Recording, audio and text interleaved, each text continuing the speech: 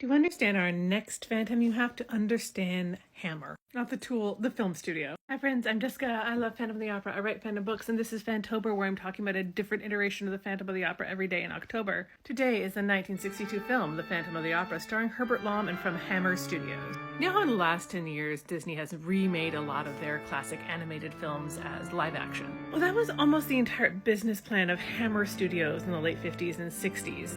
They were a kind of low-budget British movie studio, and their whole thing was remaking classic horror or horror stories in a bloodier and darker way. From our modern sensibilities, Hammer films don't really seem that much gorier, but you're looking at going from this to this. Hammer could do this because they had a rights deal with Universal, including the rights to a lot of their monsters like the Phantom of the Opera.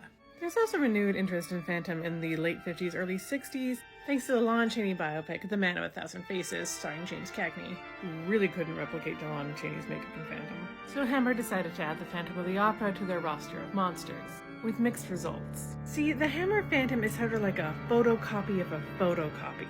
The story is based more on the Claude Rains version of the story than anything Gaston Leroux ever wrote. Our Phantom is Professor Petrie, who is English and living in London, so they didn't want to bother with Paris and they had London theaters available to them. And he's not really the bad guy of the movie at all.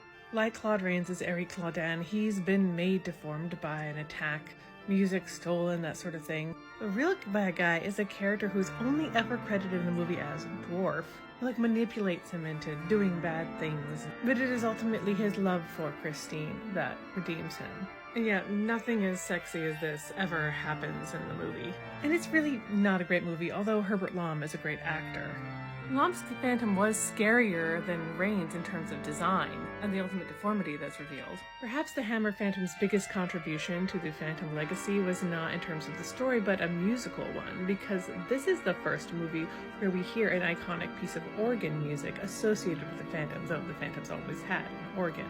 Bach's iconic toccata in Fugue in D minor. You're hearing it right now.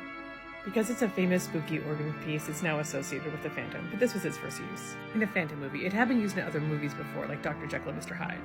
Otherwise, the legacy of this movie might be in declawing the Phantom. The Hammer film reminds us of the Phantom's uneasy place in the great monster pantheon. Because unlike Dracula or the Creature from the Black Lagoon or Frankenstein's monster, the Phantom is just a guy. There's nothing actually supernatural about him, and he's just weird looking and upset about that.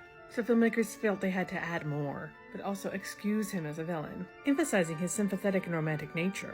But we'd see these Hammer ideas where the Phantom actually wasn't the bad guy and was just being manipulated by someone else continue the next time we saw a Phantom on the screen. When he wouldn't even be at the opera, he'd be in paradise.